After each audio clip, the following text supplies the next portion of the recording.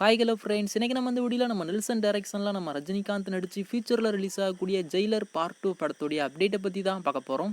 Jailer படத்துடைய மாபெரும் வெற்றிக்கு அப்புறமா அந்த படத்துடைய செகண்ட் பார்ட்டை பண்ண போகிறதா நம்ம சன் பிக்சர்ஸ் அவங்க தரப்புல இருந்து அஃபீஷியலாகவே சொல்லியிருந்தாங்க.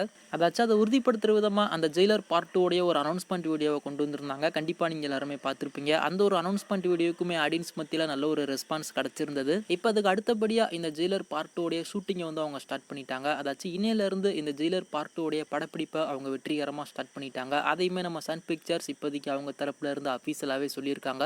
அதுலேயும் முக்கியமாக இந்த படத்துடைய ஃபர்ஸ்ட் ஷெட்யூல் ஷூட்டிங்கை அவங்க சென்னையில் வச்சு தான் பண்ண போகிறாங்க. அதாச்சும் ஒரு 15 நாள் இந்த படத்துடைய படப்பிடிப்பை வந்து அவங்க சென்னையில் வச்சு நடத்த போகிறாங்க. இன்னையிலேருந்து 15 நாள் இந்த ஜெயிலர் பார்ட் 2 உடைய ஃபர்ஸ்ட் ஷெட்யூல் ஷூட்டிங்கை அவங்க கம்ப்ளீட் பண்ணி முடிச்சுட்டு அதுக்கு அடுத்தபடியாக கேரளாவில் இந்த ஜெயிலர் படத்துடைய ஷூட்டிங்கை வந்து அவங்க நடத்த போகிறாங்க. 2026 பொங்கல் அப்படி இல்லைனா சம்மர் ட்ரீட்டாக இந்த ஜெயிலர் பார்ட் 2 தியேட்டரில் கொண்டு வரலாம் அப்படின்ற மாதிரி ஒரு பிளானில் வந்து இருக்காங்க.